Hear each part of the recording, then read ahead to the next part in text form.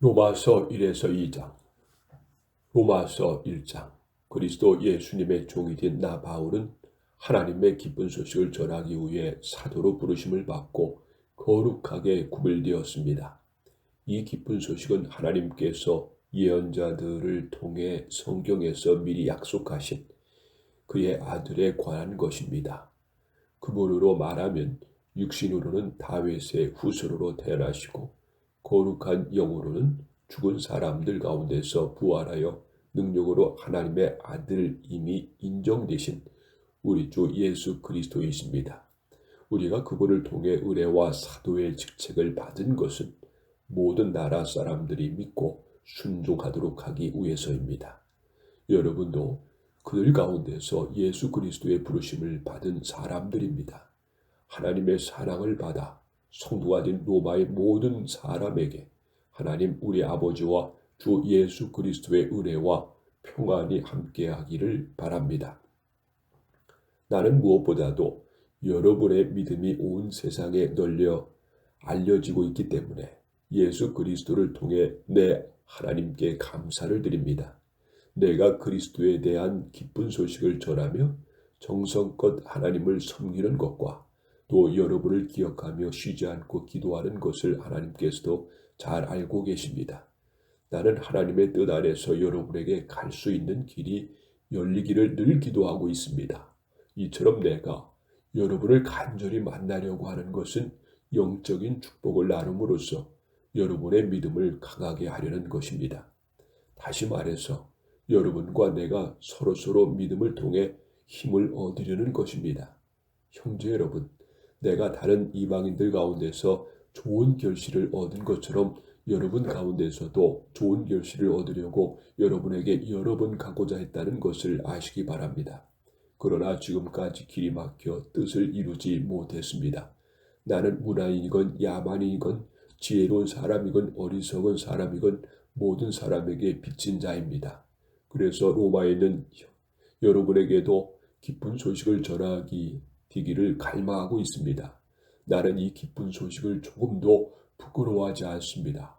그것은 처음에 유대인에게만 해당되었으나 이제는 이방인에게도 전파되어 모든 믿는 사람들을 구원하는 하나님의 능력이기 때문입니다.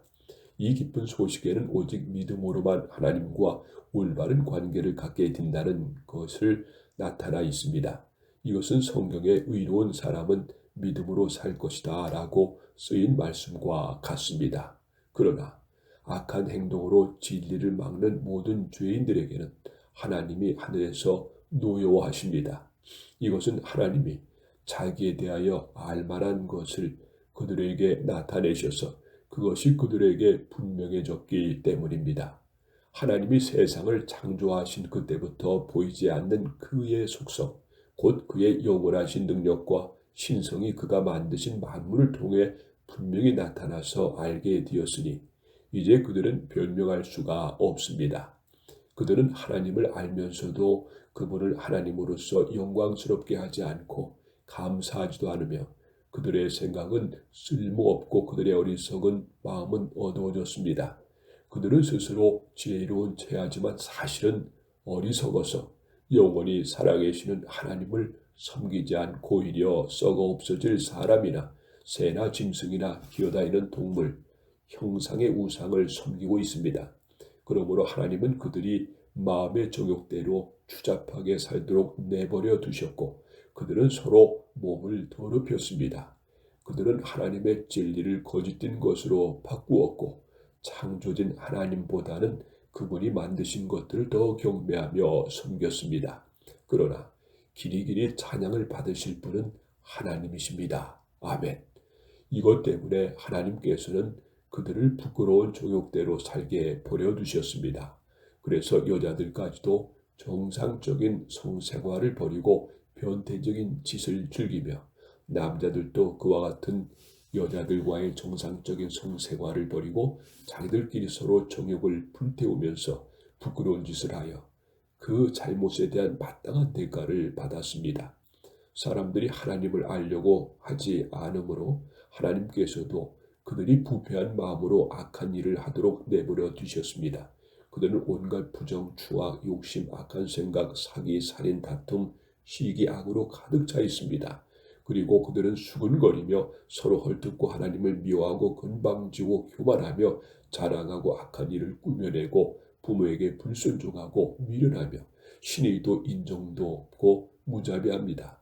이런 식으로 사는 사람은 죽음을 당한다는 하나님의 법을 알면서도 그들은 자기들만 이러한 짓을 하는 것이 아니라 이렇게 하는 사람들을 옳다고 두둔까지 하고 있습니다.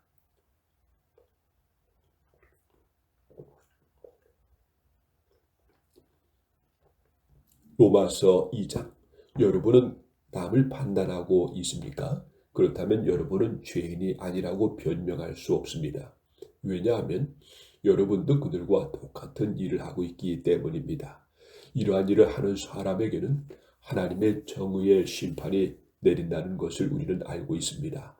자기도 같은 일을 하면서 남을 판단하는 사람은 하나님의 심판을 피할 수 없을 것입니다. 하나님의 자비로 인해서 사람이 회개하고 딘다는 것을 모르고 오히려 그분이 넘치는 자비와 너그러움과 참으심을 없인 여긴단 말입니까?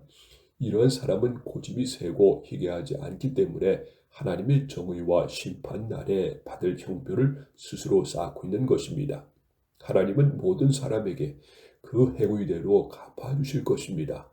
참고 꾸준히 선한 일을 하며 영광과 존귀와 썩지 않을 것을 구하는 사람에게는 하나님께서 영원한 생명으로 갚아주시고, 이기적이며 진리에 순종하지 않고 불의를 따르는 사람에게는 분노와 형벌로 갚으실 것입니다. 악한 일을 하는 사람은 유대인뿐만 아니라 이방인까지도 환난과 고통을 당할 것이며, 선한 일을 하는 사람에게는 영광과 존귀와 평안이 있을 것입니다.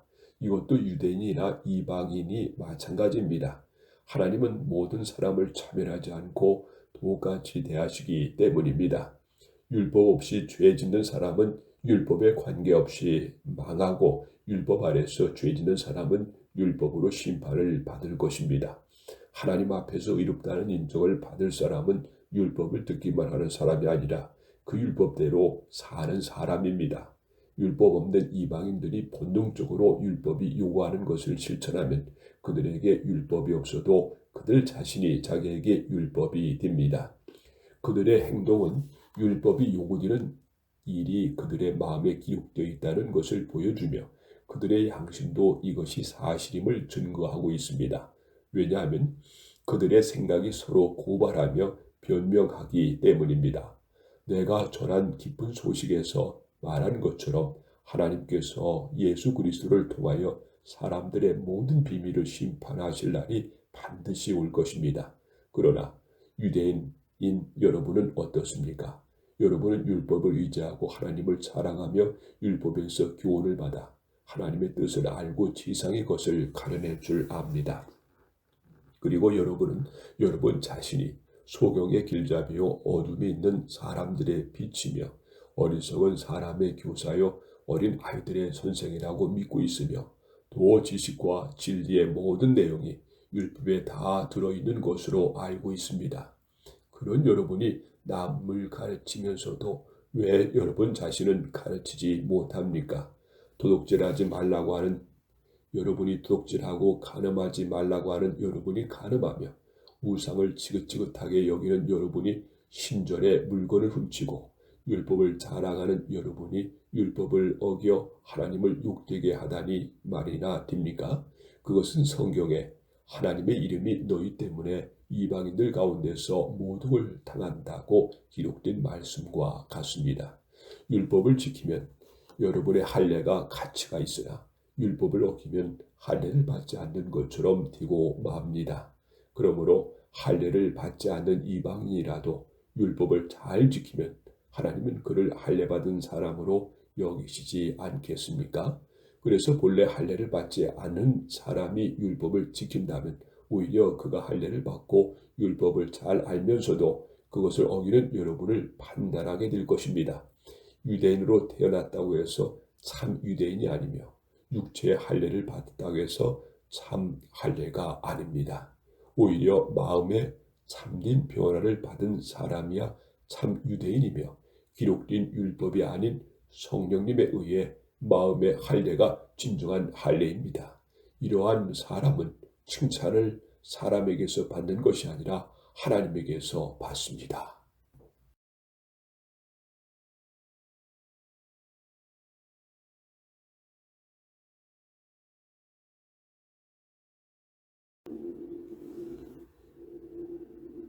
로마서 3에서 4장, 로마서 3장. 그렇다면 유대인의 나은 점이 무엇이며 할례의 가치가 무엇입니까? 여러모로 많이 있습니다. 우선 그들은 하나님의 말씀을 맡았습니다. 그런데 만일 그들 가운데 어떤 사람들이 믿지 않았으면 어떻게 하겠습니까? 그들이 믿지 않는다고 하나님의 신실하심이 어디 가겠습니까? 결코 그렇지 않습니다. 세상 사람이 다 거짓되어도 하나님은 진실하십니다. 성경에도 주의 말씀은 옳고 주의 심판은 정당합니다라고 쓰여 있습니다. 그러나 우리의 불의가 하나님의 의를 드러내면 어떻게 되겠습니까? 그렇다고 벌을 내리시는 하나님이 불의하다고 할 수가 있겠습니까? 나는 사람의 논리대로 말합니다. 결코 그렇지 않습니다. 만일 하나님이 그런 분이시라면 어떻게 세상을 심판하실 수 있겠습니까? 또 어떤 사람들은 나의 거짓말로 하나님의 진리가 더욱 드러나서 그분께 영광이 되었다면 왜 내가 죄인 취급을 받아야 하느냐고 주장하고 있습니다. 그리고 어떤 사람들은 우리가 선을 이루기 위하여 악을 행하자고 말했다면서 우리를 헐뜯고 다니는데 그들은 당연히 죄인 취급을 받아야 합니다. 그러면 우리가 이방인보다 낫단 말입니까? 전혀 그렇지 않습니다. 우리가 이미 선언한 것처럼 유대인이나 이방인이나 다 같은 죄인입니다. 그것은 이렇게 기록된 성경 말씀과 같습니다. 의로운 사람은 없으니 하나도 없으며 깨닫는 사람도 없고 하나님을 찾는 사람도 없다. 모든 진리에서 떠나 쓸모없게 되었고 선을 행하는 사람이 없으니 하나도 없다. 그들의 목구멍은 열린 무덤 같으며 그들의 혀로는 남을 속인다. 그들의 입술에는 독사의 독이 있고 그들의 입에는 저주와 독설이 가득하다. 그들은 살해하는 것을 주저하지 않으니 그들이 가는 곳마다 파멸과 불행이 뒤따르고 그들은 참된 평안이 무엇인지 모른다. 그들의 눈앞에는 하나님을 두려워함이 없다. 우리가 아는 대로 율법은 율법 아래 있는 사람들에게만 적용됩니다. 그래서 아무도 변명하지 못하고 모든 사람이 다 하나님 앞에 죄인으로 서게 하려는 것입니다. 그래서 율법을 지키는 것으로는 하나님 앞에서 아무도 의롭다는 인정을 받을 수가 없습니다. 율법은 다만 우리가 죄인이라는 사실을 깨닫게 하는 것뿐입니다. 그러나 지금은 율법과 관계없이 하나님에게 의롭다는 인정을 받을 수 있는 길이 열려 있습니다. 그것은 율법과 예언자들에 의해서 증거된 것입니다. 예수 그리스도를 믿는 사람이면 누구나 차별 없이 하나님에게 의롭다는 인정을 받습니다. 모든 사람이 죄를 지어 하나님의 영광스러운 표준에 미치지 못하였으나 예수 그리스도께서 마련하신 구원의 길을 통해 하나님의 은혜로 값없이 의롭다는 인정을 받게 되었습니다. 하나님께서는 그리스도 예수님의 피를 죄에서 구원하는 제물로 삼으시고 누구든지 그분을 믿으면 하나님과 화목하게 하셨습니다. 그것은 하나님께서 지금까지 참으심으로 그냥 지나쳐왔던 과거의 모든 죄를 오늘날 그리스도로 말미암아 해결하심으로 자기의 의로우심을 나타내셔서 자기도 의로우시며 예수님을 믿는 사람도 의롭다고 인정하기 위해서입니다. 그러므로 우리에게는 자랑할 것이 아무것도 없습니다. 하나님에게 의롭다는 인정을 받는 것이 율법이나 행위로 되는 일입니까? 아닙니다. 오직 믿음으로만 되는 일입니다. 그러므로 우리는 사람의 율법을 지켜서가 아니라 믿음으로 의롭게 된다는 결론을 내립니다. 하나님은 유대인의 하나님만 되십니까? 아닙니다. 이방인의 하나님도 되십니다. 오직 한 분이신 하나님께서는 할례를 받은 사람이나 받지 않은 사람이나 다 같이 믿음으로만 의롭다는 인정을 해 주십니다. 그러면 우리가 믿음으로 구원을 받으니 율법은 더 이상 필요 없다는 말입니까? 절대로 그렇지 않습니다. 오히려 우리는 율법을 더욱 더 받들게 되는 것입니다. 로마서 4장. 그러면 우리 조상 아브라함에 대해서 어떻게 결론을 내릴 수 있습니까? 만일 아브라함이 행위를 의롭다는 인정을 받았다면 자랑할 것이 있었을 것입니다. 그러나 사실 그에게는 하나님 앞에서 자랑할 것이 아무것도 없습니다. 성경에는 아브라함이 하나님을 믿었으므로 하나님은 이 믿음 때문에 그를 의롭게 여기셨다라고 기록되어 있습니다. 일에서 받는 싹은 정당한 대가이지 선물로 거저받는 것이 아닙니다. 그러나 아무 공로가 없어도 경건치 않은 사람을 의롭다고 하시는 하나님을 믿는 사람에게는 그의 믿음이 의로운 것으로 인정을 받습니다. 이처럼 공로가 없어도 하나님이 의롭다고 인정해 주는 사람의 행복에 대해서 다윗은 이렇게 말하고 있습니다. 잘못을 용서받고 하나님의 죄를 덮어주신 사람은 행복하다. 주께서 그 죄를 인정하지 않는 사람도 행복하다. 그렇다면 이런 행복은 할례를 받은 사람만이 누릴 수 있는 것입니까?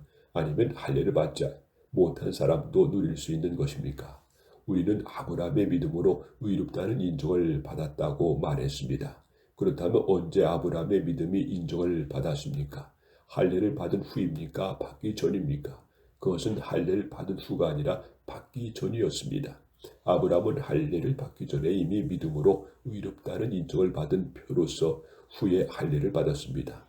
그래서 아브라함은 할례를 받지 않고도 하나님을 믿어 의롭다는 인정을 받은 모든 사람들의 조상이 되었습니다. 그는 또 할례를 받은 사람들의 조상이기도 합니다. 다시 말해서 그는 할례를 받은 사람뿐만 아니라 우리 조상 아브라함이 할례를 받기 전에 가졌던 믿음을 쫓아 사는 사람들의 조상도 되는 것입니다. 하나님께서 아브라함과 그 후손에게 온 세상을 주겠다고 약속하신 것은 아브라함이 율법을 지켜서가 아니라 그가 믿고 의롭다는 인정을 받았기 때문입니다. 만일 세상을 얻을 사람들이 율법을 지키는 사람들이라면 믿음은 아무것도 아니며 하나님의 약속도 무가치합니다. 율법은 아무리 잘 지키려고 해도 어기기 마련이며 그 결과로 하나님의 노여움만 사게 됩니다. 그렇기 때문에 율법이 없으면 자연히 어기는 일도 없게 되는 것입니다. 그러므로 그 약속은 믿음에 근거한 것입니다. 이것은 그 약속이 아브라함의 모든 후손들, 곧 율법을 지키는 사람뿐만 아니라 아브라함처럼 믿음을 가진 모든 사람들에게 하나님의 은혜로 값없이 주시는 선물이 되기 위한 것입니다. 아브라함은 우리 모든 사람들의 조상입니다.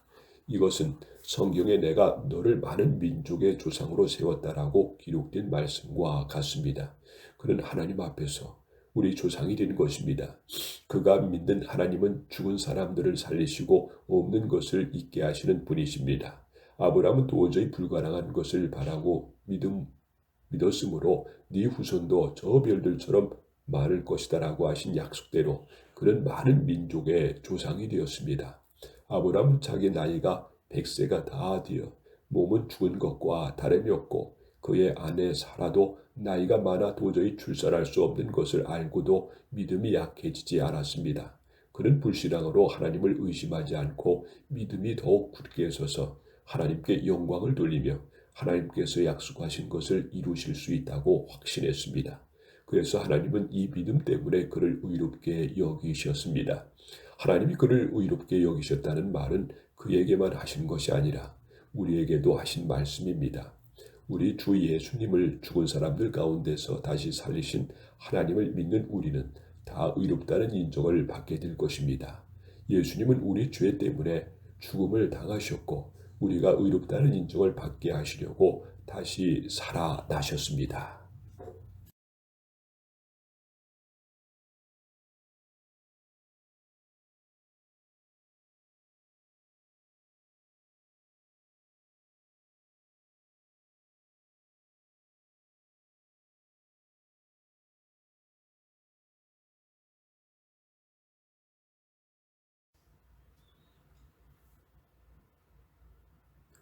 로마서 5에서 6장, 로마서 5장. 그러므로 우리가 믿음으로 의롭다는 인정을 받아 우리 주 예수 그리스도를 통해 하나님과 화목하게 되었습니다. 그리고 우리는 그분을 통해 오늘날 우리가 누리고 있는 이런 은혜를 믿음으로 경험하게 되었습니다. 그래서 우리는 하나님의 영광에 참여할 희망 가운데서 기뻐하고 있습니다. 이것뿐만 아니라 우리가 고난 중에서도 기뻐하는 것은 고난은 인내를, 인내는 연단된 인격을, 연단된 인격은 희망을 갖게 한다는 것을 알기 때문입니다. 이 희망은 우리에게 실망을 주지 않습니다. 그것은 하나님이 우리에게 주신 성령으로 우리 마음에 그분의 사랑을 부어 주셨기 때문입니다. 우리가 아직 무력한 상태에 있을 때에 그리스도께서 우리 죄인들을 위해 죽으셨습니다. 혹시 선한 사람을 위해 죽겠다고 나서는 사람은 있을는지 몰라도 의로운 사람을 위해 죽는 사람은 거의 없습니다. 그러나 우리가 아직 죄인이었을 때에 그리스도께서 우리를 위해 죽으심으로 하나님께서 우리에 대한 사랑을 나타내셨습니다. 이제 우리가 그리스도의 피로 의롭다는 인정을 받았으니 틀림없이 그분을 통해 하나님의 무서운 형벌에서 구원을 받을 것입니다. 우리가 하나님과 원수 되었을 때 그리스도의 죽으심으로 하나님과 화목하게 되었다면 화목을 이룬 우리가 그의 살아심으로 구원받게 될 것은 뻔한 일입니다. 그러나 이것이 전부가 아닙니다. 우리를 하나님과 화목하게 하신 우리 주 예수 그리스도를 통해 우리는 하나님 안에서 기쁨도 누리고 있는 것입니다. 한 사람을 통해 죄가 이 세상에 들어왔고 죄를 통해 죽음이 온 것처럼 모든 사람이 죄를 지었기 때문에 온 인류에게 죽음이 퍼지게 되었습니다. 율법이 있기 전에도 세상에 죄가 있었으나 그때는 율법이 없어서 죄를 죄로 여기지 않았습니다. 그럼에도 불구하고 죽음은 아담으로부터 모세에 이르기까지 아담이 지은 죄를 짓지 않은 사람들까지 지배하였습니다. 아담은 오실 그리스도의 모형이었습니다. 그러나 하나님이 거저 주시는 선물은 아담이 지은 죄와 같지 않습니다. 왜냐하면 아담 한 사람이 지은 죄로 많은 사람이 죽었지만 하나님의 은혜와 한 사람 예수 그리스도의 은혜의 선물은 더 많은 사람에게 넘쳤기 때문입니다. 또 거저 주시는 이 선물은 한 사람의 범죄로 인해 생긴 결과와 같지 않습니다. 한 사람이 지은 죄로 모든 사람이 죄인이라는 심판을 받게 되었으나 하나님이 거저 주시는 은혜의 선물로 많은 죄인들이 의롭다는 인정을 받게 되었기 때문입니다. 한 사람이 지은 죄로 죽음이 사람을 지배하였으나 하나님의 풍성한 은혜와 의의 선물을 받는 모든 사람들은 한 분 예수 그리스도를 통해 생명을 얻게 되었습니다. 그래서 한 사람의 범죄로 모든 사람이 죄인이라는 판정을 받게 된 것처럼 한 사람의 의로운 행동으로 모든 사람이 의롭다는 인정을 받아 생명을 누리게 되었습니다. 한 사람이 순종치 않음으로 많은 사람이 죄인이 된 것 같이 한 사람의 순종으로 많은 사람이 의롭게 될 것입니다. 율법이 들어와서 범죄가 늘어나게 되었으나 죄가 늘어나 곳에는 은혜도 더욱 풍성하였습니다. 그래서 죄가 죽음이란 수단으로 군림하게 된 것처럼 하나님의 은혜는 의로 군림하여 우리 주 예수 그리스도를 통해 우리를 영원한 생명으로 인도하게 되었습니다.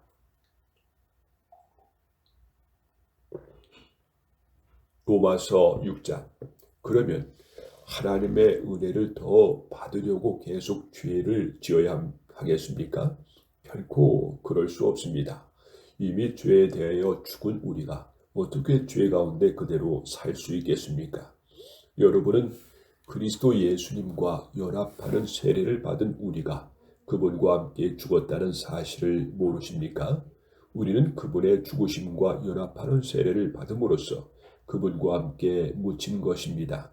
이것은 그리스도께서 죽은 사람 가운데서 아버지의 영광으로 살아나신 것처럼 우리도 새로운 생명 가운데서 살도록 하기 위한 것입니다. 그리스도의 죽으심으로 우리도 함께 죽었다면 그분의 부활하심과 함께 우리도 틀림없이 부활하게 될 것입니다. 우리의 옛 자아가 그리스도와 함께 십자가에 못 박힌 것은 죄에 매인 육체를 죽여서 다시는 죄의 종이 되지 않게 하려는 것인 줄 압니다. 죄에 대하여 이미 죽은 사람은 죄에서 해방된 것입니다. 만일 우리가 그리스도와 함께 죽었으면 또한 그분과 함께 살아날 것도 믿습니다. 우리는 그리스도께서 죽은 사람들 가운데서 살아나셨으므로 다시는 죽으실 수 없고 죽음이 더 이상 그분을 지배하지 못할 것으로 알고 있습니다. 그리스도께서는 죄에 대하여 다 한 번 죽으시고 하나님을 위해 영원히 살아계십니다. 이와 같이 여러분도 죄에 대해서는 죽은 사람이지만 하나님을 위해서는 그리스도 예수님 안에서 살아있다고 여기십시오. 그러므로 죄가 여러분의 죽을 몸을 지배하지 못하게 하여 악한 욕망에 따르지 않도록 하십시오. 여러분은 몸의 어느 한 부분이라도 죄의 도구가 되게 해서는 안 됩니다. 오히려 죽은 사람 가운데서 다시 살아난 사람처럼 여러분 자신을 하나님께 바치고 여러분의 몸을 정의의 도구로 하나님께 드리십시오. 여러분은 율법 아래 있지 않고 은혜 아래 있기 때문에 죄가 여러분을 지배하지 못할 것입니다. 그러면 우리가 율법 아래 있지 않고 은혜 아래 있다고 해서 죄를 지어도 된다는 말입니까? 결코 그럴 수 없습니다. 여러분이 누구에게 자신을 바쳐 복종하면 그의 종이 된다는 것을 모르십니까? 죄의 종이 되면 죽음에 이르고 하나님께 순종하는 종이 되면 의롭게 될 것입니다. 그러나 하나님께 감사드릴 것은 전에 죄의 종이었던 여러분이 하나님의 말씀을 온전히 순종함으로 죄에서 해방되어 의의 종이 된 것입니다. 여러분은 본래 자아가 연약하기 때문에 내가 이것을 쉬운 말로 설명합니다. 여러분이 전에 부정과 불법을 위해 여러분의 몸을 죄의 종으로 드린 것처럼 이제는 여러분의 몸을 의의 종으로 드려 거룩하게 살도록 하십시오. 여러분이 죄의 종이었을 때에는 의와는 아무 상관이 없습니다. 그 결과 얻은 유익이 무엇입니까? 지금 여러분이 부끄러워하는 것밖에 더 있습니까? 그런 생활의 결과는 영원한 죽음입니다. 그러나 이제 여러분은 죄에서 해방되어 하나님의 종이 되었고 거룩한 생활을 하게 되었으니 그 결과는 영원한 생명입니다. 죄의 대가는 죽음이지만 하나님께서 거저 주시는 선물은 우리 주 예수 그리스도 안에 있는 영원한 생명입니다.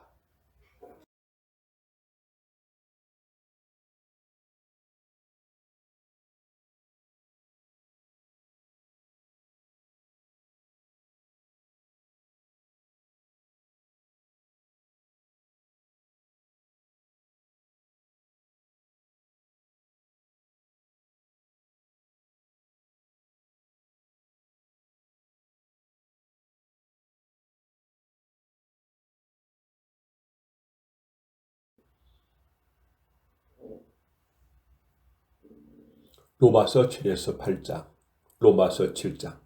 형제 여러분, 율법을 아는 사람들에게 내가 말합니다.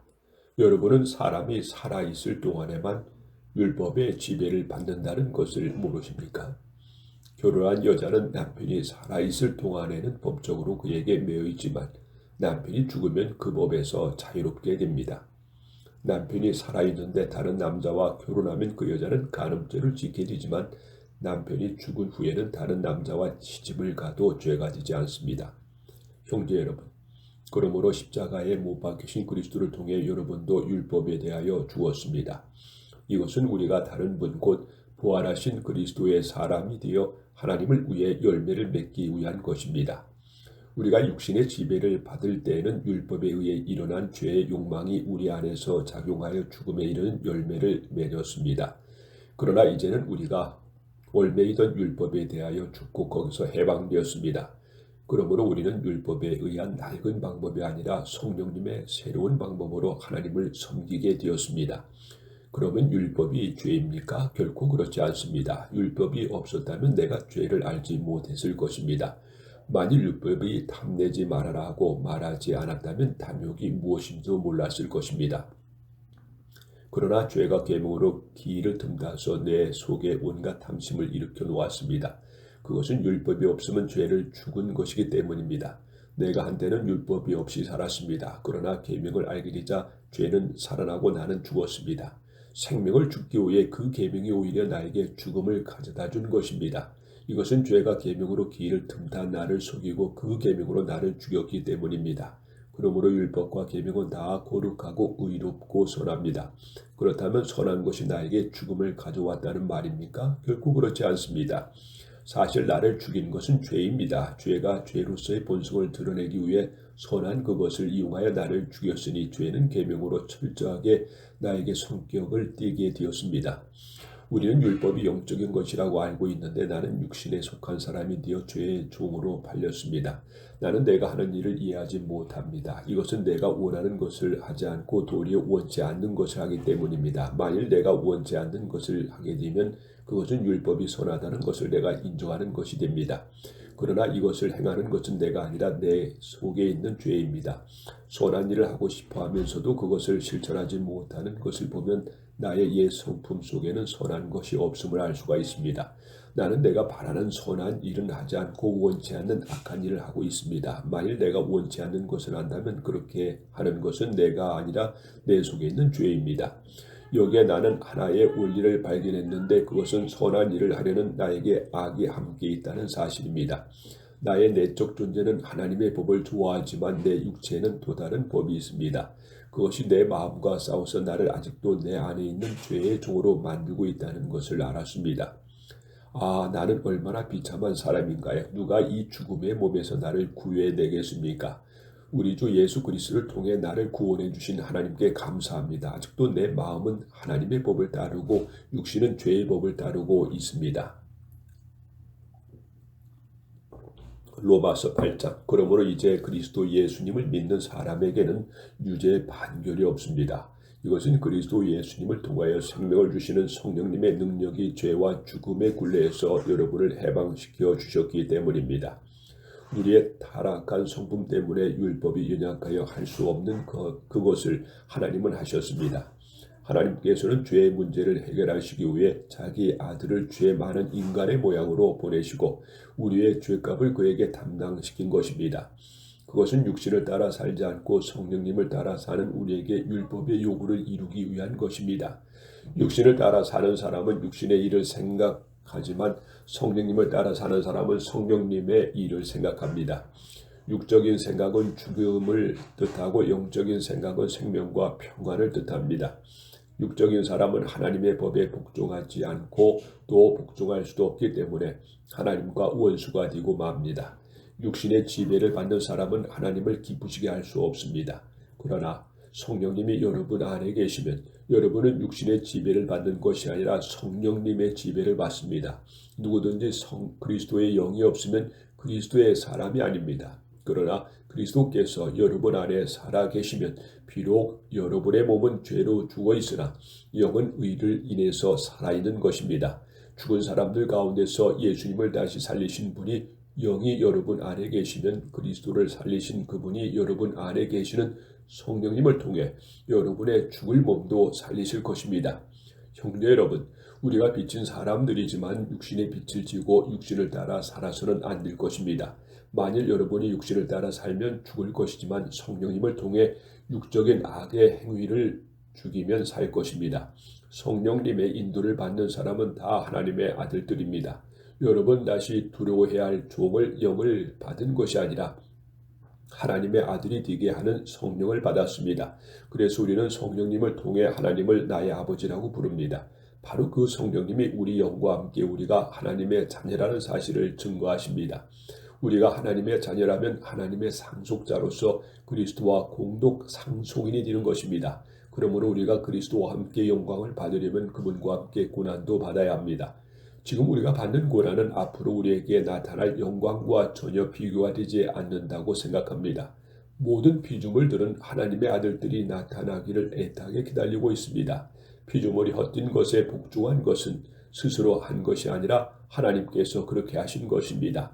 그래서 그것들도 썩어질 것에 종살이에서 벗어나 하나님의 아들들이 누리는 영광스러운 자유를 누리게 하려는 것입니다. 우리는 지금까지 모든 피조물들이 함께 씨름하며 고통당하는 것을 알고 있습니다. 이것뿐만 아니라 성령을 첫 열매로 받은 우리까지도 속으로 씨름하며 하나님의 아들이 되는 것, 곧 우리 몸이 구원받기를 갈망합니다. 우리는 이 희망 가운데서 구원을 받았습니다. 그러나 보이는 희망은 희망이 아닙니다. 눈앞에 보고 있는 것을 누가 바라겠습니까? 만일 우리가 보지 못하는 것을 바란다면 참고 그것을 기다려야 할 것입니다. 성령님도 우리의 연약함을 도와주십니다. 우리가 어떻게 기도해야 될지 모를 때 성령님이 말할 수 없는 탄식으로 우리를 위해 기도해 주십니다. 사람의 마음을 살피시는 하나님은 성령님의 생각을 아십니다. 이것은 성령께서 하나님의 뜻에 따라 성도들을 위해 기도하시기 때문입니다. 하나님을 사랑하고 그분의 계획대로 부르심을 받은 사람들에게는 결국 모든 일이 유익하게 된다는 것을 우리는 알고 있습니다. 하나님께서는 미리 아신 사람들이 자기 아들의 모습을 담게 하시려고 그들을 예정하시고 그리스도가 많은 성도들 가운데 맏아들이 되게 하셨습니다. 하나님은 예정하신 사람들을 부르시고 부르신 그들을 의롭다고 인정하시고 의롭다고 인정하신 그들을 또한 영화롭게 하셨습니다. 그렇다면 우리가 이 일에 대하여 무슨 말을 할 수 있겠습니까? 만일 하나님이 우리 편이시라면 누가 감히 우리를 대항할 수 있겠습니까? 자기 아들까지도 아끼지 않으시고 우리 모든 사람을 위해 내어주신 하나님이 어찌 그 아들과 함께 다른 모든 것도 우리에게 아낌없이 주시지 않겠습니까? 하나님이 택하신 사람들을 누가 감히 고발하겠습니까? 우리를 의롭다고 인정하신 분이 하나님이신데 누가 우리를 죄인으로 단정하겠습니까?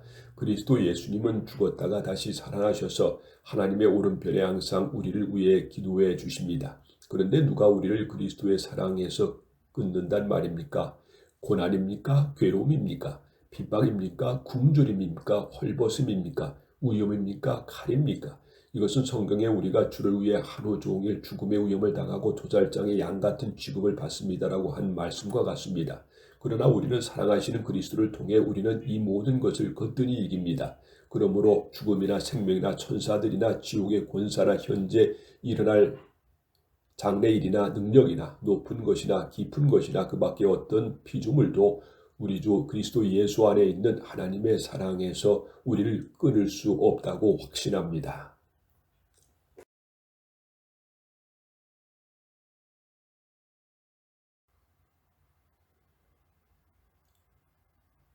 로마서 9에서 10장, 로마서 9장. 그리스도 안에 있는 내가 진실을 말하고 거짓말을 하지 않는다는 것을 성령님 안에서 내 양심이 증거하고 있습니다. 나에게는 큰 슬픔과 그치지 않는 마음의 고통이 있습니다. 만일 내 동족이 구원만 얻는다면 내가 저주를 받아 그리스도에게서 떨어져 나가는 한이 있더라도 나는 그렇게 되기를 바라고 있습니다. 하나님은 내 동족 이스라엘 사람들을 선택하여 아들로 삼으시고 그들에게 자기 영광을 나타내셨으며 그들과 계약을 맺고 율법을 주셨습니다. 그들에게는 성전 예배와 받은 약속이 있고 훌륭한 조상들이 있습니다. 그리고 그들에게서 예수님이 육신을 입고 오셨는데 그분은 온 우주를 다스리시며 길이길이 찬양을 받으실 하나님이십니다. 아멘. 그러나 하나님의 약속은 이루어지지 않은 것이 아닙니다. 이스라엘 조상을 두었다고 해서 다 이스라엘 사람이 아니며 아브라함의 후손이라고 해서 다 그의 자녀가 아닙니다. 오히려 하나님은 이삭을 통해서 난 사람이라야 네 후손으로 인정될 것이다 라고 말씀하셨습니다. 이것은 육신의 자녀가 하나님의 자녀가 아니라 약속의 자녀라야 아브라함의 후손이 된다는 말입니다. 그 약속은 내년 이맘때에 내가 너에게 돌아올 것이니 사라에게 아들이 있을 것이다 라는 말씀이었습니다. 이뿐 아니라 우리 조상 이삭과 결혼하여 쌍둥이를 임신한 리브가의 경우도 마찬가지입니다. 아기가 아직 나기 전에 선한 일이나 악한 일을 하기도 전에 하나님께서는 리브가에게 형이 동생을 섬길 것이다 라고 말씀하셨습니다. 그것은 선택의 표준이 행위에 있지 않고 그분의 뜻에 있음을 나타내시려는 것이며 또 그것은 성경에 내가 야곱은 사랑하였고 에서는 미워하였다라고 하신 말씀과도 같습니다. 그러면 하나님께서 공평치 않으시다는 말입니까? 결코 그렇지 않습니다. 하나님은 모세에게 나는 은혜 베풀 자에게 은혜를 베풀고 불쌍히 여길 자를 불쌍히 여길 것이다 라고 말씀하셨습니다. 그러므로 하나님의 축복은 사람이 원하거나 노력한다고 해서 받는 것이 아니라 하나님께서 자비를 베푸셔야 받습니다. 하나님은 바로에게 내가 너를 세운 것은 내 능력을 너에게 보여 내 이름이 온 세상에 널리 퍼지도록 하기 위해서이다 라고 말씀하셨습니다. 그래서 하나님께서는 자기가 원하시는 대로 어떤 사람은 불쌍히 여기시고 어떤 사람은 완고하게 하십니다. 그렇다면 어째서 하나님이 우리에게 잘못이 있다고 나무라십니까? 하나님의 뜻을 거역할 사람이 아무도 없지 않습니까? 라고 질문할 사람이 있을지도 모릅니다. 그러나 우리가 누군데 감히 하나님께 항의할 수 있겠습니까? 만들어진 물건이 그것을 만든 자에게 왜 나를 이렇게 만들었습니까? 하고 말할 수가 있습니까? 토기장이가 같은 흙으로 귀하게 쓰일 그릇과 전하게 쓰일 그릇을 만들 권리가 없습니까? 만일 하나님이 노요심을 보이고 자기 능력을 알게 하고 싶었지만 그래도 멸망받기로 되어 있는 사람들을 벌하시지 않고 너그럽게 참아주셨다면 어떻게 하겠습니까? 또 하나님이 불쌍히 여기셔서 영광을 받도록 미리 준비하신 사람들에게 그분의 풍성한 영광을 알리시기 위해 그렇게 하셨다면 어떻게 하시겠습니까? 유대인 가운데서뿐만 아니라 이방인들 가운데서도 불러내신 우리에게 하나님이 그렇게 하신 것입니다. 그것은 하나님께서 호세아의 예언서에 이렇게 말씀하신 것과 같습니다. 내가 내 백성이 아닌 사람들을 내 백성이라 부르고 내가 사랑하지 않는 자를 나의 사랑하는 자라고 부를 것이다. 너희는 내 백성이 아니다라고 한 바로 그 곳에서 너희가 살아계신 하나님의 자녀라는 말을 듣게 될 것이다. 그리고 이사야도 이스라엘에 대하여 이렇게 외쳤습니다. 이스라엘 백성의 수가 바다의 모래알처럼 마를지라도 남은 사람만 구원을 받을 것이다. 주께서는 말씀하신 것을 이 땅에서 철저하게 속히 이루실 것입니다. 또 이사야는 이렇게 예언하였습니다. 만일 전능하신 하나님이 우리에게 씨를 남겨두지 않으셨더라면 우리는 소돔과 고모라처럼 되었을 것이다. 그렇다면 우리가 무슨 말을 해야 되겠습니까? 하나님을 찾지 않던 이방인들은 믿음으로 의롭다는 인정을 받았는데 율법을 지키려고 애쓰던 이스라엘은 그 인정을 받지 못하였습니다. 왜 그렇습니까? 그들은 믿음이 아닌 행위로 그것을 추구하다가 장애물에 걸려 넘어진 것입니다.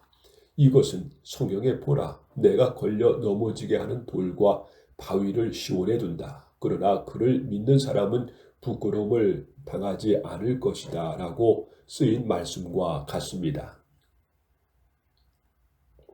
로마서 10장. 형제 여러분, 나는 내 동족이 구원받기를 간절히 원하며 기도하고 있습니다. 그들이 하나님께 대하여 열심히 있는 것은 사실이지만 그 열심은 바로 지식에서 나온 것이 아닙니다. 그들은 하나님에게서 의롭다고 인정받는다는 것을 모르고 스스로 의롭게 되려고 노력하며 의롭다고 인정받는 하나님의 방법을 따르지 않았습니다. 그래서 그리스도께서는 믿는 모든 사람들이 하나님에게 의롭다는 인정을 받게 하시려고 율법을 완성해 주셨습니다. 모세는 율법을 의지하고 지키는 사람은 그것을 완전히 지켜야만 구원을 받을 것이라고 하였습니다. 그러나 믿음으로 의롭게 되는 것에 관해서는 이렇게 기록되어 있습니다. 너희는 그리스도를 모셔 내리려고 마음속으로 누가 하늘에 올라가겠느냐 하지 말며 또 죽은 자 가운데서 그리스도를 모셔 올리려고 누가 무정갱이 내려가겠느냐 하지 말아라. 이것은 하나님의 말씀이 바로 여러분 곁에 있으며 여러분의 입술과 마음에 있습니다라고 하였기 때문입니다. 이것은 바로 우리가 전파하는 믿음의 말씀입니다. 만일 여러분이 입으로 예수님을 주님이라고 고백하고 또 하나님께서 그분을 죽은 사람들 가운데서 살리셨다는 것을 마음으로 믿으면 구원을 받을 것입니다. 사람이 마음으로 믿어 하나님께 의롭다는 인정을 받고 입으로 고백하여 구원을 받게 되는 것입니다. 성경에서도 누구든지 그를 믿는 사람은 부끄러움을 당하지 않을 것이다 라고 말합니다. 유대인과 이방인 사이에 차별이 없습니다. 그것은 주님께서 모든 사람의 주님이 되셔서 자기 이름을 부르는 모든 사람에게 넘치는 복을 주시기 때문입니다. 누구든지 주님의 이름을 부르는 사람은 구원을 받을 것이다 라는 성경 말씀도 있습니다. 그러나 믿지도 않은 분을 어떻게 부르며 듣지도 못한 분을 어떻게 믿겠습니까? 전하는 사람이 없이 어떻게 듣겠습니까? 또 보내심을 받지 않고 어떻게 전하겠습니까? 이것은 기쁜 소식을 전하는 사람들의 발이 참으로 아름답구나라고 한 성경 말씀과 같습니다. 그러나 모든 이스라엘 사람이 다 기쁜 소식을 받아들인 것은 아닙니다. 이사야는 주님, 우리가 전한 것을 누가 믿었습니까? 라고 말합니다. 그러므로 믿음은 듣는 데서 생기고 듣는 것은 그리스도의 말씀에서 비롯됩니다. 그러면 그들이 기쁜 소식을 듣지 못했습니까? 그렇지 않습니다. 성경에도 그 전하는 소리가 온 세상에 퍼지고 그 전하는 말이 땅끝까지 미쳤다라고 하였습니다. 그렇다면 이스라엘이 그 말씀을 알아듣지 못했다는 말입니까? 그렇지 않습니다. 그들은 모세 때부터 이미 알고 있었습니다. 하나님께서는 먼저 모세를 통하여 나도 내 백성이 아닌 사람들에게 애정을 주어 너희를 질투하게 하고 어리석은 민족으로 너희를 분노하게 할 것이다 라고 하셨습니다. 그리고 이사야는 더욱 담대하게 나를 찾지 않던 사람들에게 내가 발견되었고 나에게 묻지 않는 사람들에게 내가 나를 나타내었다라는 하나님의 말씀을 전하였고 또 이스라엘에 대하여 내가 불순종하고 거역하는 백성을 맞으려고 하루 종일 내 팔을 벌렸다라고 하신 말씀도 전하였습니다.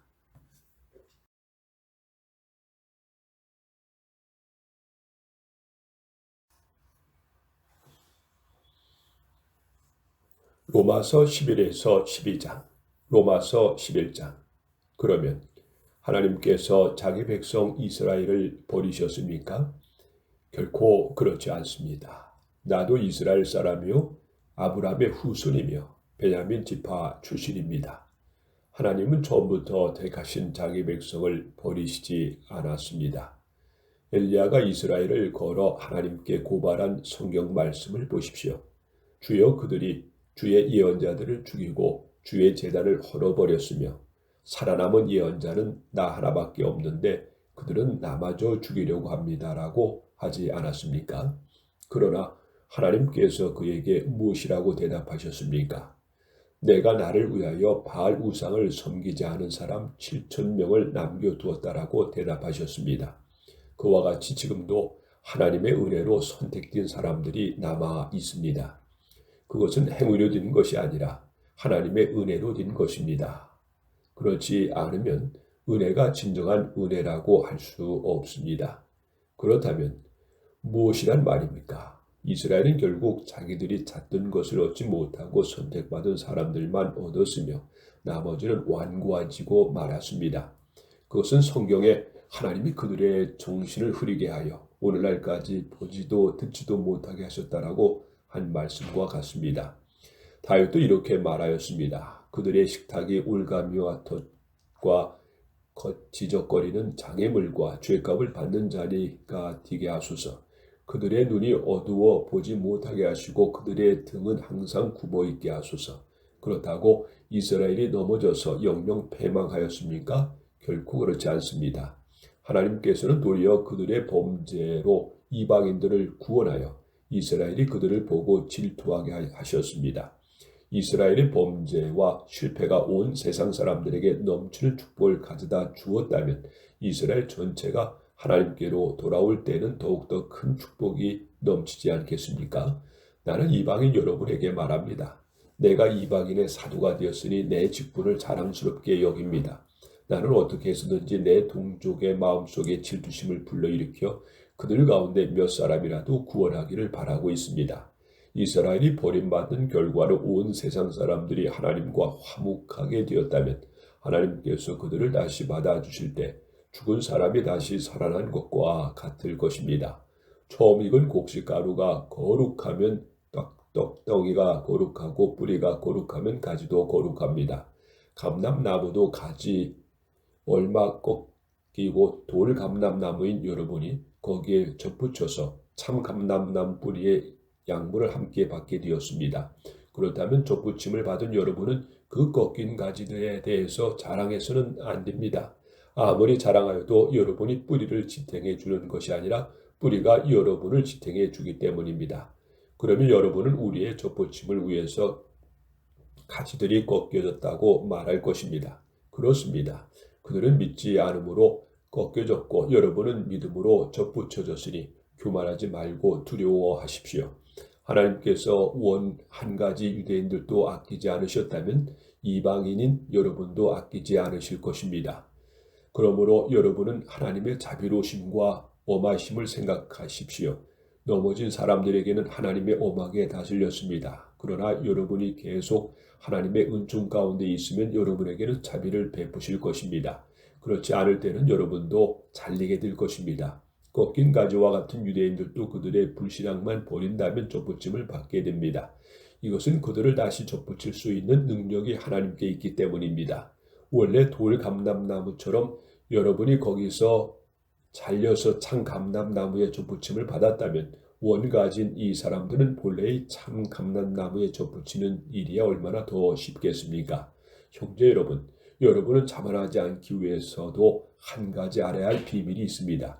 그것은 하나님께 돌아오는 이방인의 수가 다 차기까지 일부 이스라엘 사람들이 불신앙을 고집하겠지만 그 후에는 모든 이스라엘 사람이 다 구원을 받을 것이라는 사실입니다. 이것은 성경에 이렇게 쓰인 말씀과 같습니다. 구원자가 시온에서 올 것이니 그가 이스라엘 백성에게서 경건치 않은 것을 제거할 것이다. 그리고 이것은 내가 그들의 죄를 없앨 때에 그들과 맺은 내 계약이다.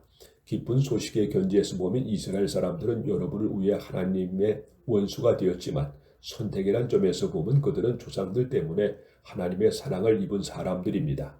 하나님의 은혜의 소물과 부르심에는 후회하는 일이 없습니다. 전에는 여러분이 하나님께 순종하지 않았으나 지금은 이스라엘 사람들의 불순종 때문에 여러분이 하나님의 은혜를 받게 되었습니다. 이와 마찬가지로 그들이 지금은 불순종하고 있으나 여러분에게 베푸실 하나님의 은혜의 결과로 그들도 은혜를 받게 될 것입니다. 하나님이 모든 사람을 불순종에 맡겨두시는 것은 그들 모두에게 은혜를 베풀기 위해서입니다. 하나님의 지혜와 지식을 부유함이란 그 깊이가 한이 없습니다. 그분의 판단은 헤아릴 수 없으며 그분의 길은 추적할 수가 없습니다.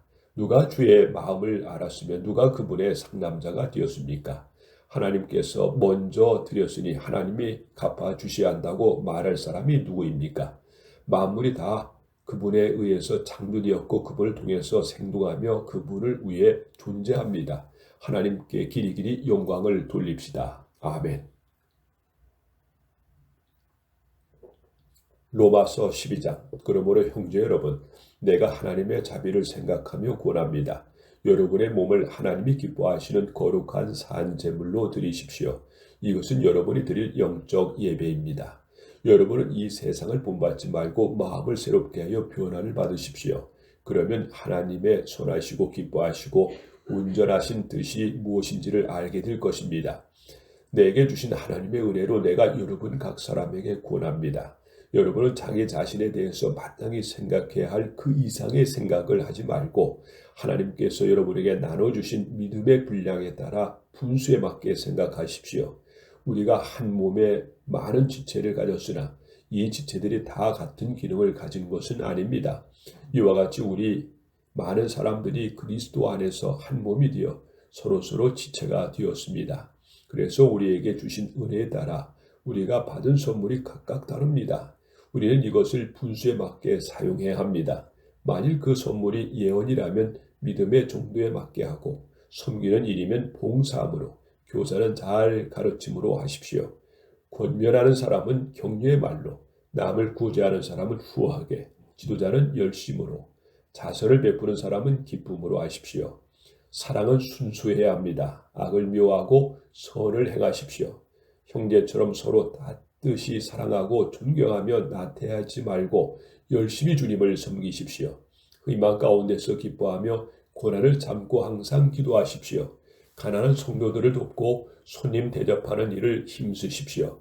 여러분을 핍박하는 사람들을 축복하고 저주하지 마십시오. 기뻐하는 사람들과 함께 기뻐하고 슬퍼하는 사람들과 함께 슬퍼하십시오. 서로 마음을 같이하며 교만한 마음을 품지 말고 낮고 천한 사람들의 벗이 되십시오. 스스로 잘난 체해서는 안 됩니다. 누구에게나 악을 악으로 갚지 말고 언제나 선한 일을 하며 가능한 한 최선을 다해 모든 사람과 사이좋게 지내십시오. 사랑하는 여러분, 여러분이 직접 복수하지 말고 하나님께 맡기십시오. 성경에는 원수 갚는 것은 나의 이다. 내가 갚아주겠다라고 기록되어 있습니다. 또 네 원수가 굶주리거든 먹을 것을 주고 목말라 하거든 마실 것을 주어라. 그러면 네 원수는 머리에 숯불을 놓은 것 같이 부끄러워 견딜 수 없을 것이다 라는 말씀도 있습니다. 그러므로 악에게 지지 말고 선으로 악을 이기십시오.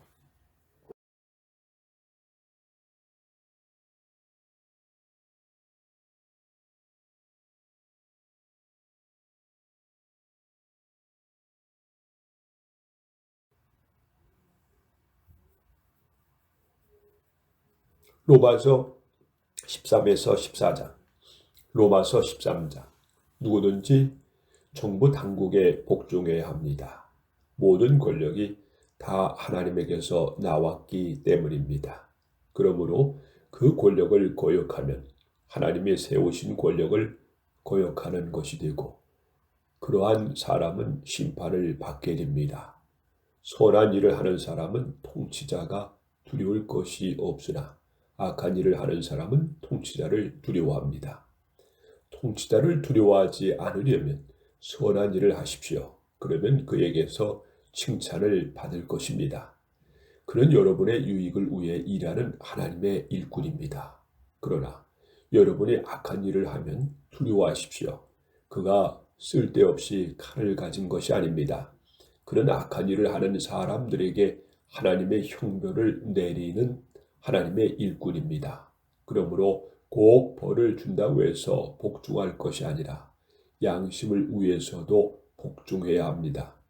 이러한 이유 때문에 여러분은 세금도 잘 바쳐야 합니다. 당국자들은 이 일에 항상 힘쓰는 하나님의 일꾼들입니다. 여러분은 그들에게 여러분의 의무를 다해야 합니다. 바쳐야 할 세금은 바치고 두려워해야 할 사람은 두려워하며 존경할 사람은 존경하십시오. 서로 사랑의 빚을 지는 것 외에는 아무에게도 빚을 지지 마십시오. 남을 사랑하는 사람은 율법을 다 지킨 것입니다. 간음하지 말아라, 살인하지 말아라, 도둑질하지 말아라, 탐내지 말아라는 계명과 그 밖에 다른 어떤 계명이 있을지라도 그 모든 것은 네 이웃을 네 몸과 같이 사랑하라는 한 계명 속에 다 요약되어 있습니다.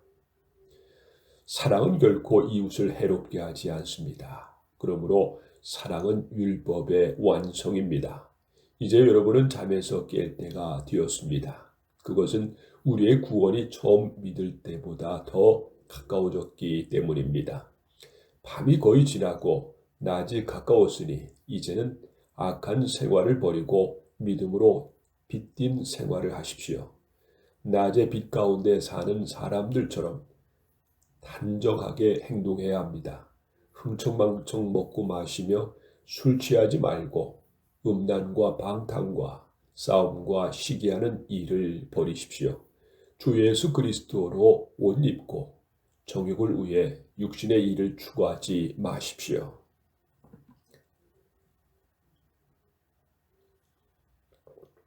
로마서 14장. 믿음이 약한 사람을 닫듯이 맞아주고 그의 의견을 함부로 비판하지 마십시오. 어떤 사람은 무엇이든지 먹을 수 있는 믿음을 가졌지만 믿음이 약한 사람은 채소만 먹어야 한다고 생각합니다. 가리지 않고 무엇이든지 먹는 사람은 그렇지 못한 사람을 업심 여기지 말고 가려서 먹는 사람은 아무 것이나 먹는 사람을 비판하지 마십시오. 하나님께서는 그 사람도 받아주셨기 때문입니다. 누가 감히 남의 종을 판단할 수 있겠습니까? 그가 서든 넘어지든 그의 주인이 알아서 할 일입니다. 하나님이 그를 세우실 수 있기 때문에 그는 서게 될 것입니다. 사람에 따라 어느 한 날을 다른 날보다 중요하게 생각하는 사람도 있고 모든 날을 똑같이 생각하는 사람도 있습니다. 이러한 일은 각자 자기 마음에 정한 대로 한 일입니다. 어느 한 날을 특별히 중요하게 생각하는 사람도 주님을 위해 그렇게 하고 가리지 않고 아무 것이나 먹는 사람도 그 음식에 대해서 하나님께 감사하기 때문에 주님을 위해 그렇게 합니다. 그리고 가려서 먹는 사람도 주님을 위해 그렇게 하고 하나님께 감사를 드립니다. 우리 가운데는 자기만을 위해 사는 사람도 없고 자기만을 위해 죽는 사람도 없습니다.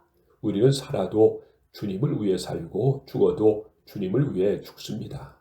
그러므로 사나 죽으나 우리는 주님의 것입니다. 바로 이러한 이유 때문에 그리스도께서 죽었다가 다시 살아나셔서 죽은 사람과 산 사람의 주님이 되셨습니다. 그런데 어째서 여러분은 여러분의 형제를 비판하고 업신여깁니까? 우리는 다 하나님의 심판대 앞에 서게 될 것입니다. 성경에도 주께서 말씀하신다. 내가 살아있으니 모든 사람이 내 앞에 무릎을 꿇을 것이며 모든 사람이 나에게 자백할 것이다 라는 말씀이 있습니다. 그때 우리는 각자 자기 일을 낱낱이 하나님께 자백해야 할 것입니다. 그러므로 이제부터 우리는 서로 비판하지 맙시다. 그리고 형제 앞에 장애물을 놓아 죄를 지게 하는 일도 없도록 합시다. 내가 주 예수님 안에서 알고 확신하는 것은 무엇이든지 음식 자체는 더럽지 않다는 사실입니다. 오직 그것을 더럽다고 생각하는 사람에게만 더럽습니다. 그러나 만일 여러분의 형제가 여러분이 먹는 음식 때문에 근심하게 되면 여러분은 사랑으로 행동하는 것이 아닙니다. 그리스도께서 죽으심으로 구원하신 형제를 먹는 문제로 망하게 하지 마십시오. 그러므로 여러분이 옳다고 생각하는 것이 비난의 대상이 되지 않게 하십시오. 하나님의 나라는 먹고 마시는 것이 아니라 성령님 안에 누리는 의와 평화와 기쁨입니다. 이러한 것으로 그리스도를 섬기는 사람은 하나님을 기쁘게 해드릴 뿐 아니라 사람들에게도 인정을 받습니다. 그러므로 화목하고 서로 덕을 세우는 일에 힘씁시다. 음식 문제를 가지고 하나님의 일을 망쳐 놓지 마십시오. 음식은 다 좋은 것이지만 어떤 음식을 먹어서 다른 사람을 죄짓게 한다면 그것은 나쁜 것입니다. 여러분의 형제를 넘어지게 하거나 꺼림칙하게 하는 것이라면 고기도 먹지 말고 포도주도 마시지 말고 그 밖의 일도 삼가는 것이 좋습니다. 이런 문제는 하나님 앞에서 여러분의 믿음대로 하십시오.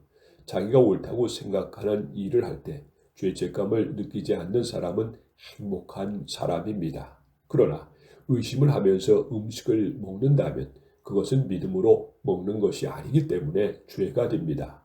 그러므로 믿음으로 하지 않는 것은 모두 죄입니다.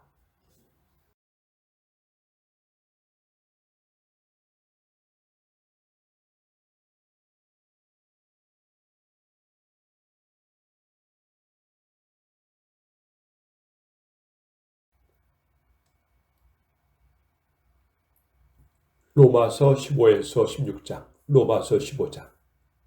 우리 믿음이 강한 사람들은 믿음이 약한 사람들을 보살펴주고 우리 자신을 기쁘게 해서는 안 됩니다. 우리는 이웃을 기쁘게 하여 서로 유익하게 하고 덕을 세우도록 해야 합니다. 그리스도께서는 자기를 기쁘게 하지 않으셨습니다. 오히려 성경에는 이렇게 기록되어 있습니다. 주께 던진 모욕이 나에게 돌아왔습니다. 전에 기록된 모든 것은 우리가 인내와 성경의 위로로 희망을 갖도록 하기 위해 기록되었습니다.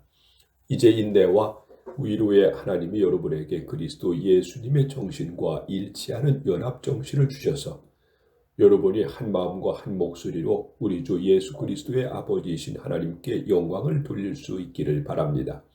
그러므로 그리스도께서 하나님께 영광을 돌리기 위해 우리를 받아주신 것처럼 여러분도 서로 따뜻이 맞아들이십시오. 내가 여러분에게 말합니다만 그리스도께서 할례를 받는 유대인들의 종이 되신 것을 하나님이 신실하신 분임을 보이고 그들의 조상들에게 하신 약속이 이루어지게 하며 이방인들이 하나님의 자비에 대해서 그분에게 영광을 돌리도록 하기 위해서입니다. 그것은 이렇게 기록된 성경 말씀과 같습니다. 그러므로 내가 이방인들 가운데서 주를 찬양하며 주의 이름을 노래합니다.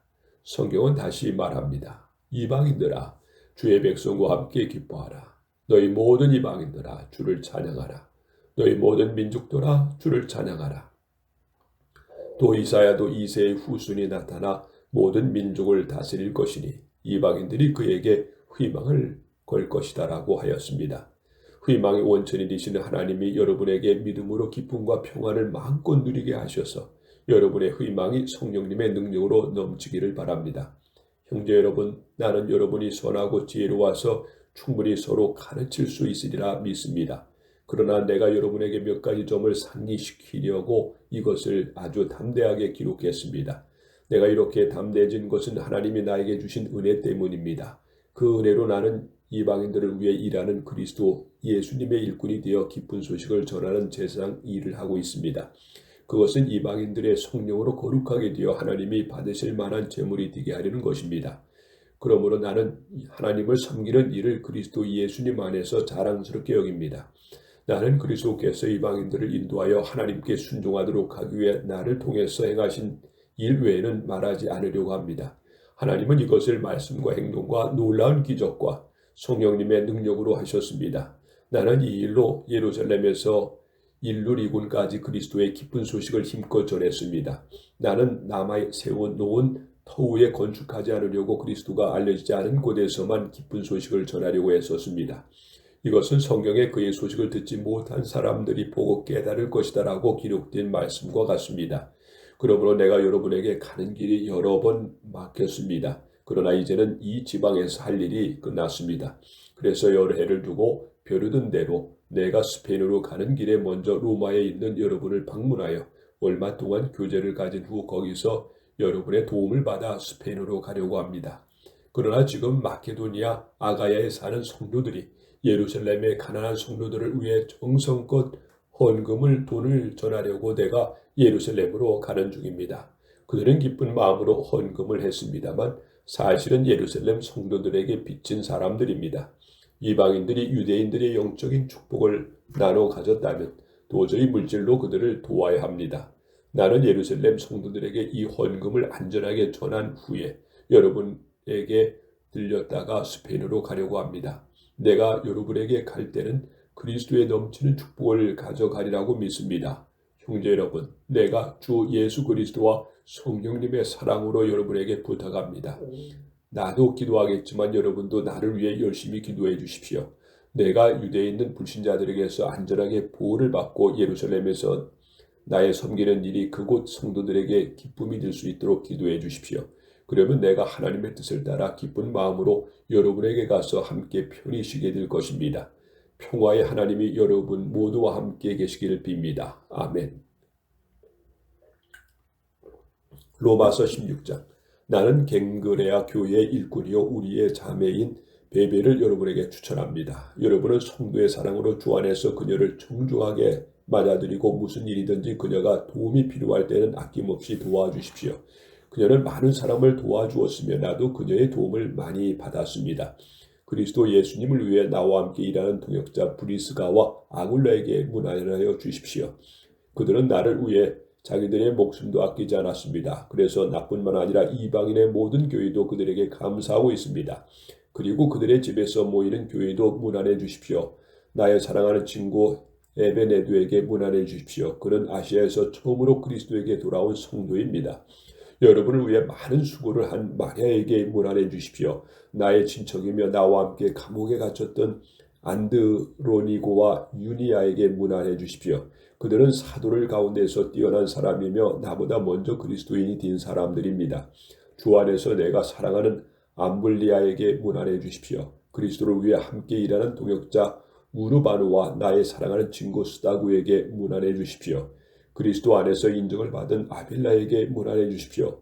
아리스도 블로의 집안 사람들에게 문안해 주십시오. 내 친척 헤로디온에게 문안해 주십시오. 나기수의 집안 사람 중 주님이 믿는 사람에게 문안해 주십시오.